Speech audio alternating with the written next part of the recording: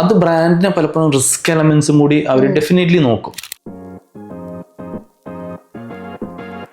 ഇപ്പൊ ഡിജിറ്റൽ മീഡിയയിൽ കുറെ അധികം ട്രെൻഡുകൾ നമ്മൾ കാണുന്നുണ്ട് അല്ലെ. ഇപ്പൊ ഈ കിറ്റ്കാറ്റിന്റെ ട്രെൻഡ് ഉണ്ട്, പിന്നെ അതുപോലെ തന്നെ ലിവൈസിന്റെ ലൈക് ലോഗോ മൂടി വെച്ച ആ ട്രെൻഡ്, അങ്ങനെ കുറെ അധികം ട്രെൻഡുകൾ ഉണ്ട്. ഈ ബ്രാൻഡുകൾ ശരിക്കും ഈ ട്രെൻഡ് ഫോളോ ചെയ്യണോ, അല്ലെങ്കിൽ ഈ സോഷ്യലി റെലവെന്റ് ആയിട്ടുള്ള കാര്യങ്ങളിൽ വ്യക്തമായിട്ടുള്ള ഒരു നിലപാട് കൊണ്ടുവരുന്നതാണോ ചെയ്യേണ്ടത്? സോഷ്യൽ കമ്മിറ്റ്മെന്റ് എന്ന് പറയുന്നത് സംതിങ് ഡിഫറെന്റ് ആണ്. ഫോർ എക്സാമ്പിൾ, ഒരു എൻവയോൺമെന്റൽ സാധനം അല്ലെങ്കിൽ save the water, save the nature, sustainable എന്നൊക്കെ പറയുന്നത് ഡെഫിനറ്റ്ലി സോഷ്യൽ കമ്മിറ്റ്മെന്റ് ഉള്ള സാധനം. അത് എന്തായാലും ഓൾമോസ്റ്റ് വലിയ ബ്രാൻഡുകൾ പല രൂപത്തിലായി ചെയ്യുന്നത്. അവർ CSR ആക്ടിവിറ്റീസ് ആയി ചെയ്യുന്നുണ്ട്. ഒരു ഷോവറിന്റെ ഒക്കെ ഒരു ക്യാമ്പയിൻ ഉണ്ട്, ഭയങ്കര രസമായിട്ട് സോഷ്യൽ കമ്മിറ്റ്മെന്റ് പറയുന്നത്. അതുപോലെ ടാറ്റയുടെ ബ്രാൻഡ് ഉണ്ട്, ഭയങ്കര രസമായിട്ട് സോഷ്യൽ കമ്മിറ്റ്മെന്റ് ഒക്കെ പറയുന്ന ആളുകൾ. അപ്പോൾ അത് ബ്രാൻഡുകൾ ചെയ്യുന്നുണ്ട്. അതർ ദാൻ ദാറ്റ് പൊളിറ്റിക്കൽ ഇഷ്യൂസിനെ നമ്മൾ ബ്രാൻഡ് സോഷ്യലി റെലവെന്റ് ആയിട്ടുള്ള പൊളിറ്റിക്കൽ ഇഷ്യൂസിനെ ബ്രാൻഡായിട്ട് കണക്ട് ചെയ്യണോ എന്നതിൽ അത് ബ്രാൻഡിനെ പലപ്പോഴും റിസ്ക് എലമെന്റ്സും കൂടി അവർ ഡെഫിനറ്റ്ലി നോക്കും. പലപ്പോഴും സോഷ്യൽ ഈ ഇഷ്യൂസുകൾ എന്ന് പറയുന്നത് പൊളിറ്റിക്കലി അതിനെ പല രൂപത്തിലും